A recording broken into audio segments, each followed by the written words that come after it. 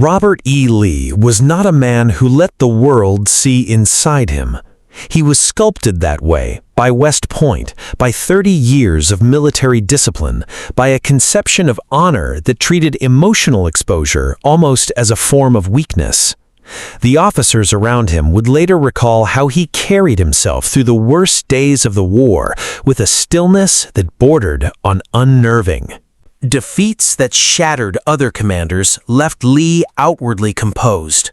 Losses that would have broken a lesser man's spirit seemed only to sharpen his focus.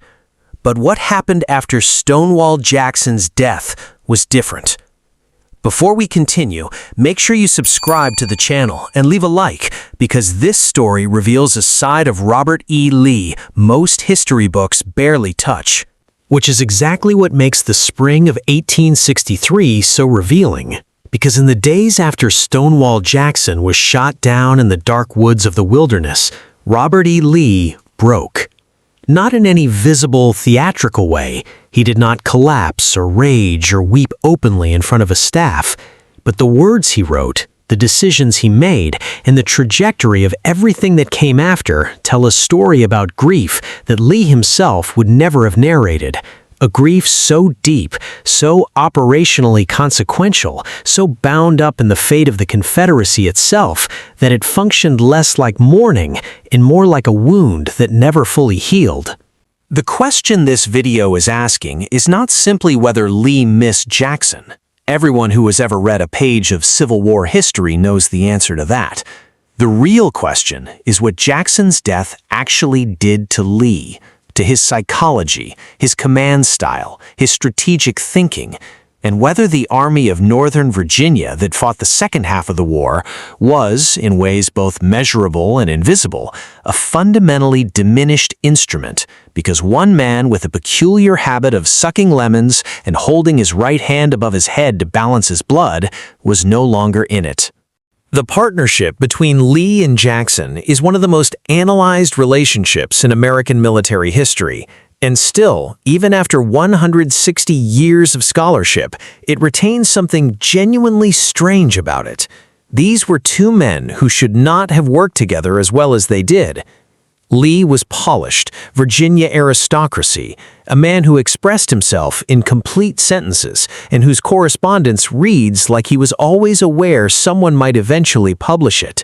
Jackson was opaque, eccentric, a man whose subordinates never quite knew what he was thinking, and who seemed to operate at all times on some private frequency that the rest of the army couldn't tune into.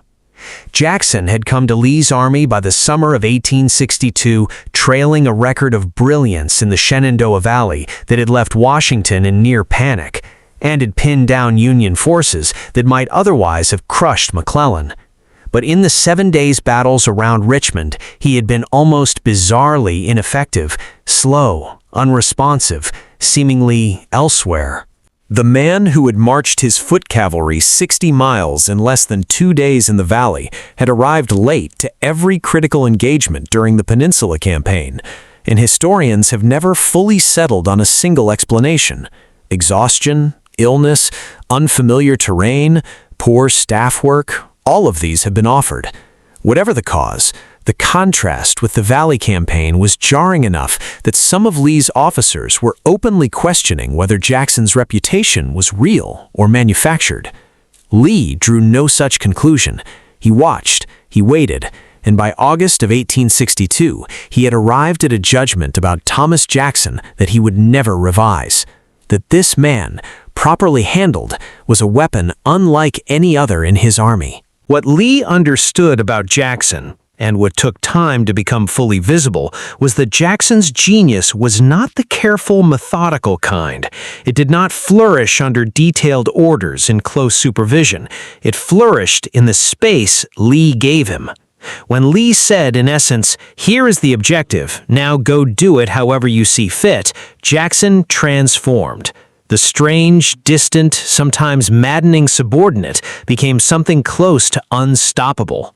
At Cedar Mountain, at Second Manassas, and then in the breathtaking Valley Campaign itself, Jackson had demonstrated a capacity for independent movement, for speed, for shocking an enemy at its most vulnerable point that had no equivalent anywhere in the Confederate order of battle. By the fall of 1862 and into the winter, their working relationship had settled into something that defied the normal grammar of command.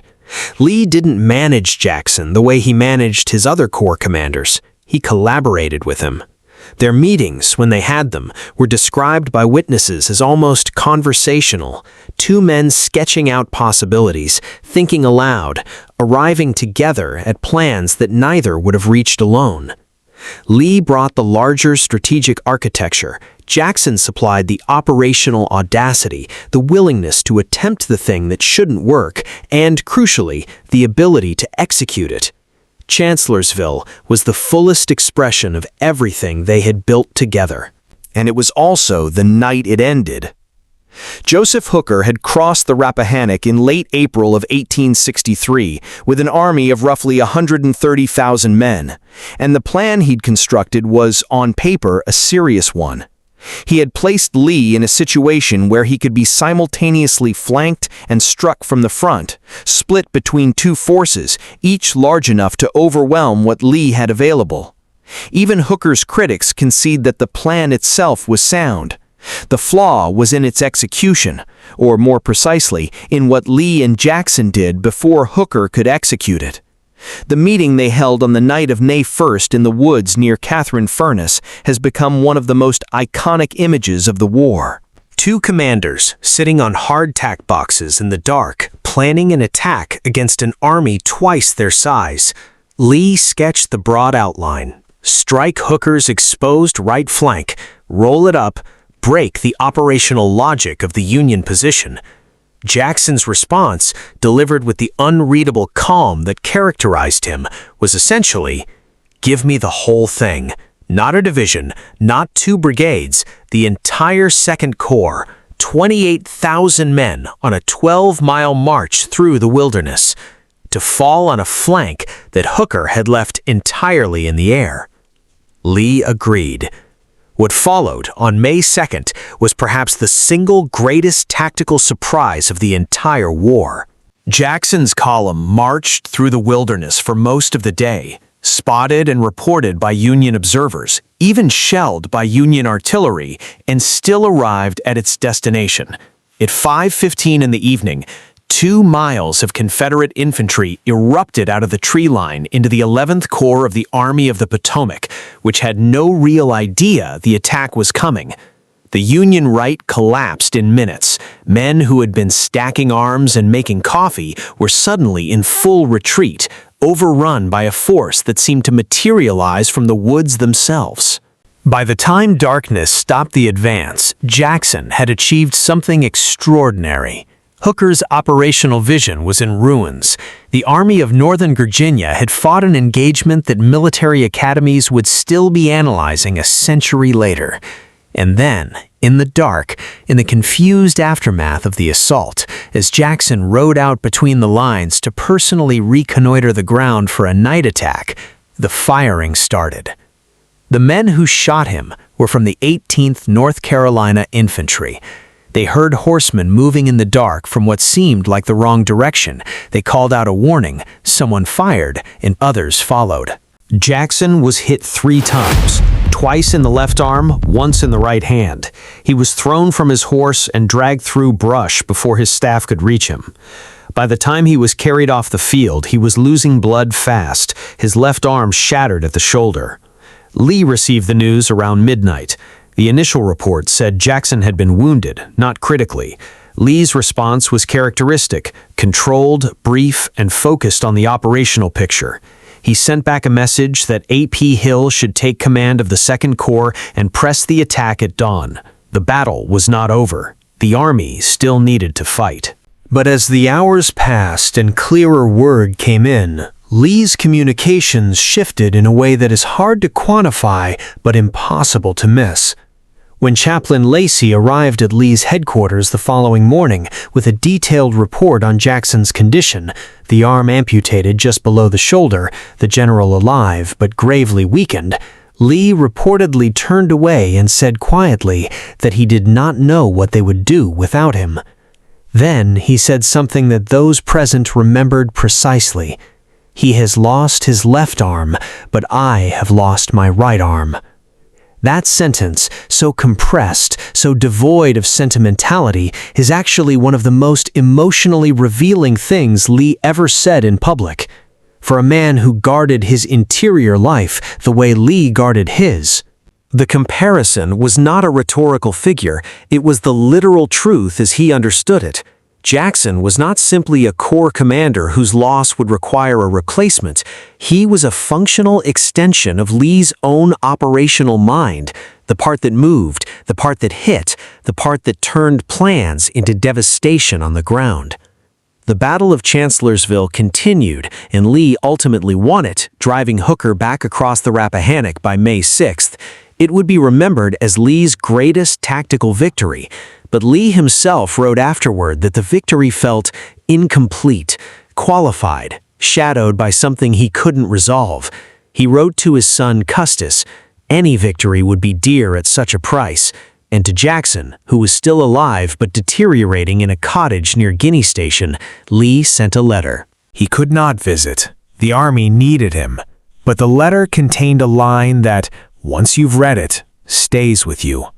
Lee told Jackson that he wished it had been possible, in the providence of God, to be disabled in his stead. That is not a sentiment a general expresses about a subordinate. That is the language of grief, of something closer to love than the 19th century's military culture had vocabulary for. Jackson died on May 10, 1863, of pneumonia, a complication that followed the amputation. He was 39 years old. His last coherent words, spoken in delirium, were about crossing a river and resting in the shade of the trees. When the news reached Lee, he reportedly said, "I know not how to replace him." And then, in a letter that has survived in the historical record, he wrote simply, "I have lost my right arm, and my heart is broken." It is worth pausing on what Lee lost, not sentimentally, but structurally, because the strategic implications were enormous and immediate. Jackson had given Lee something no other commander in the Confederate Army could provide, the ability to operate at two simultaneous tempos. Lee could pin an enemy frontally with one portion of his force, while Jackson drove something like a blade through the enemy's flank or rear with the other.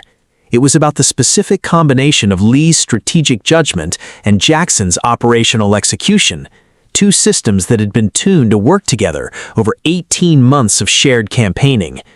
This wasn't just about aggression.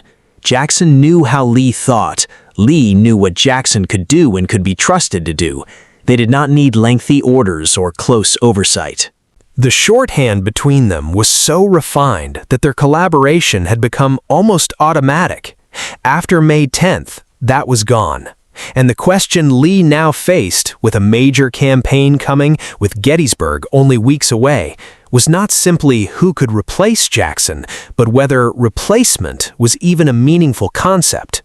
Lee's solution was structural. He reorganized the Army of Northern Virginia from 2 corps into 3, creating a new 3rd Corps under A.P. Hill and dividing Jackson's old 2nd Corps between Hill and Richard Ewell. The logic was sound on paper. The 2nd Corps had become too large for a single commander to handle effectively, and spreading the burden across 3 corps gave each commander a more manageable force. But the reorganization also revealed the depth of the problem. Lee was not replacing Jackson with one man, he was replacing him with structural redistribution. A.P. Hill was aggressive to the point of recklessness, genuinely capable of the kind of offensive action Lee needed. But neither of them was what Jackson had been in relationship to Lee. Neither of them had that calibration, that shared language, that instinctive understanding of what Lee wanted before Lee had finished describing it. The first real test came at Gettysburg, and the story of Gettysburg is, among many other things, the story of what the Army of Northern Virginia looked like without Stonewall Jackson. Lee crossed into Pennsylvania in late June of 1863. The operational reasoning behind the invasion was complex: relief of Virginia's agricultural land, an attempt to bring the war to northern soil and shock northern public opinion, possibly an opportunity to strike a decisive blow that might break the Union's will. But the army that moved north was operating under command arrangements that had never been field-tested. Ewell and A.P. Hill were corps commanders for the first time, and the cavalry, Stuart's cavalry, had gone on a ride that left Lee effectively blind in enemy territory. On July 1st, the battle opened accidentally, two Confederate divisions colliding with Union cavalry west of town. By afternoon, it had grown into a full engagement. And by evening, the Union 1st and 11th Corps were in retreat through Gettysburg towards the high ground south of town, Cemetery Hill and Culp's Hill. Ewell was in a position to pursue. His troops were fresh, the Union line was disorganized, the high ground was not yet strongly held. Lee sent him a discretionary order to take Cemetery Hill if practicable, and Ewell, facing ground he hadn't assessed, with units he wasn't sure of, with darkness coming on, decided it was not practicable. The debate over that decision has never ended. Historians have argued both sides of it for decades. But what is not debatable is the contrast it presents with the man who had previously commanded those same troops. Jackson, famously, needed to be restrained from attacking rather than encouraged to do so. Jackson, handed a collapsing enemy line in unoccupied high ground at dusk, would almost certainly have moved. He had made his reputation by doing exactly that, by pressing advantages before the enemy could recover, by refusing to let the tactical moment close. Ewell was not Jackson, and Lee, who had written discretionary orders for Jackson, knowing Jackson would interpret them aggressively, had written a discretionary order for a commander he had never worked with in corps-level action. Cemetery Hill stayed in Union hands. On July 2nd, the Army of Northern Virginia failed to coordinate its attacks. Longstreet went in late on the right.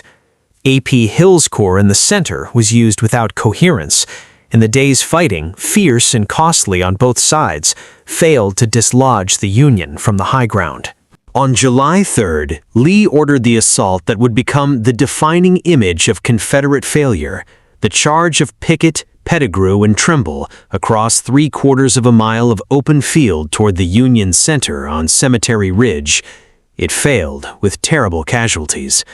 The Army of Northern Virginia began its retreats to the Potomac on the night of July 4th. What role did Jackson's absence play in Gettysburg? Lee himself, in a moment of unusual candor during the battle, was overheard by Staff Officer James Power Smith saying something to the effect that if Jackson had been there, the story would have been different.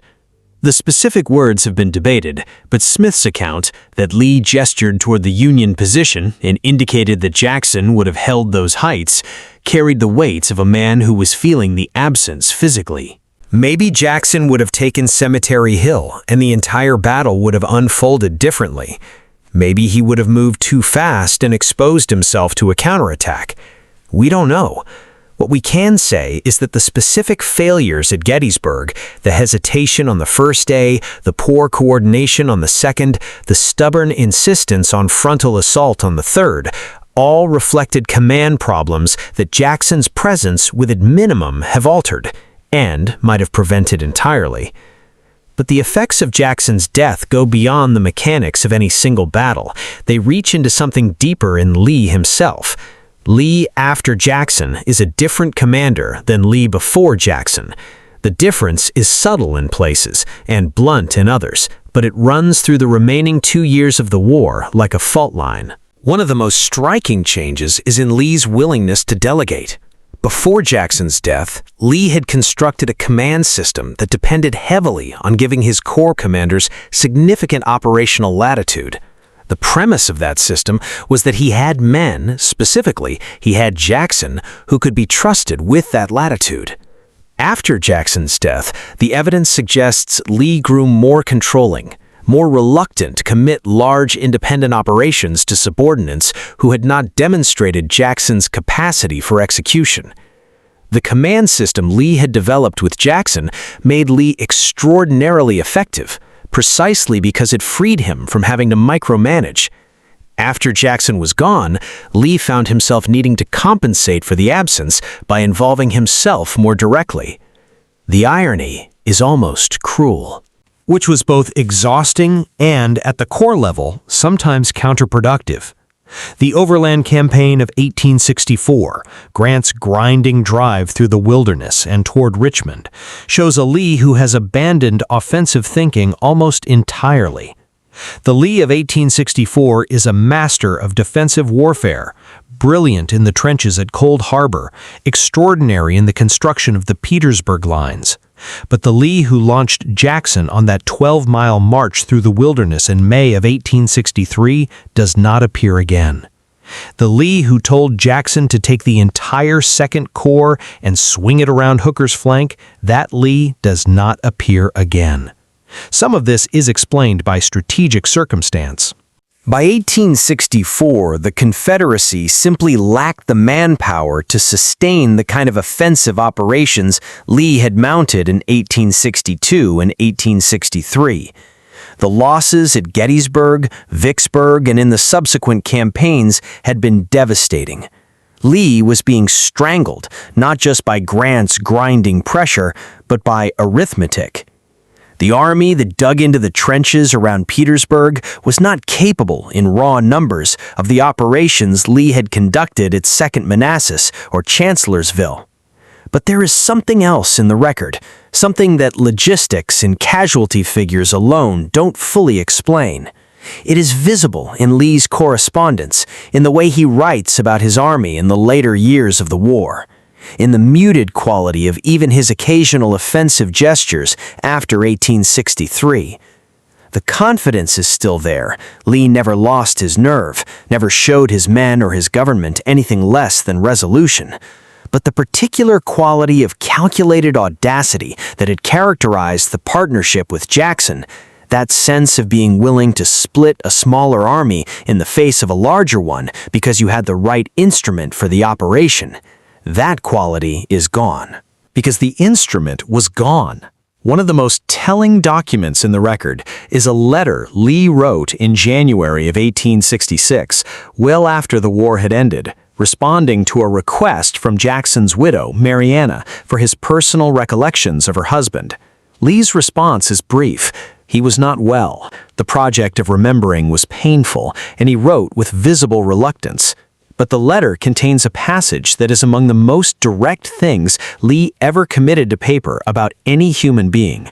He wrote that Jackson had the rare gift of combining absolute fidelity to orders with absolute freedom in their execution, that he understood not merely what Lee wanted done, but why Lee wanted it done. And this understanding made him capable of acting correctly even in circumstances Lee had not foreseen or planned for. That last part is crucial. Jackson understood not just what to do, but why. That is the description of something far beyond a capable subordinate. It is the description of a strategic partner, someone whose mind had been so thoroughly integrated into the planning process that the seams between them had effectively disappeared. The Confederacy produced other capable generals. Longstreet was a first-rate corps commander, especially on the defensive. A.P. Hill could be dangerous in the attack. Stewart was brilliant with cavalry, but none of them were what Jackson was to Lee, that specific, calibrated, almost paradoxical combination of independence in alignment, and Lee knew it. He knew it when he wrote, "My heart is broken." He knew it when he stood on the heights at Gettysburg and felt, by reported accounts, Jackson's absence as a physical presence. He knew it through the long defensive grind of 1864 and into the final collapse at Appomattox. There is a particular kind of grief that doesn't announce itself. It doesn't peak and then diminish in the way ordinary mourning does. It settles into the structure of things, into how decisions are made, into what risks feel possible, into the space where confidence used to live. Lee bore that kind of grief for the last 2 years of the war, and bore it, as he bore everything, with the external composure that his sense of duty demanded. But the record is there for anyone who wants to look. In the battles that went wrong in ways they might not have gone wrong. In the reorganizations that never quite filled the shape of what they were meant to replace. In the letters that acknowledge, carefully and without self-pity, that the Army was not what it once had been. In the single sentence written in the raw days after May 10, 1863, when Robert E. Lee, a man who guarded himself behind a lifetime of discipline and propriety, looked at what the war had taken from him and wrote down exactly what it had cost. My heart is broken. 4 words. And in them, if you know how to read Lee's compressed emotional language, the full weight of what was lost. Not just a general, not just a battle-winning instrument, not just the best subordinate commander in the Confederate Army, something that had no replacement and no analog. A partnership built over 18 months of shared danger and shared thinking, tested in a dozen engagements and refined into something that functioned almost like a single operational mind. It died in the dark woods of the wilderness on the night of May 2, 1863, shot by his own men at the moment of his greatest triumph. And Robert E. Lee, who would fight on for 2 more years with everything he had, who would construct defensive lines of extraordinary ingenuity and lead men who would follow him to the end of everything, Robert E. Lee would fight the rest of that war incomplete. Not broken, exactly. He was too formed, too disciplined, too committed to the Army and the cause to allow himself to be broken in any way that showed. But if you lay the campaigns side by side, the audacious slashing offensives of 1862 and early 1863 against the grinding, resourceful, ultimately unsuccessful defense of 1864 and 1865. And if you hold in mind that the single most important variable between those 2 periods was the presence or absence of one eccentric, brilliant, lemons-eating general from the Shenandoah Valley, then the arithmetic of grief becomes something more than sentiment. It becomes history. Jackson had made Lee's boldness possible not by following orders, but by making those orders unnecessary, by knowing what Lee needed before Lee had finished articulating it, by taking the spaces between the plans and filling them with movement and violence and shock. Without him, Lee was still Lee, still one of the finest military minds of the 19th century, still capable of the defensive genius that kept Grant from Richmond for nearly a year, still the man his soldiers would follow through anything. But the Lee who stood at those hardtack boxes in the dark on the night of May 1st, 1863, sketching out a plan that should have been impossible and handing it to the one man in the world who could execute it, that Lee existed in relation to Jackson the way a body exists in relation to its own nervous system. When you remove it, the body doesn't die. It continues. It adapts. It just never moves quite the same way again.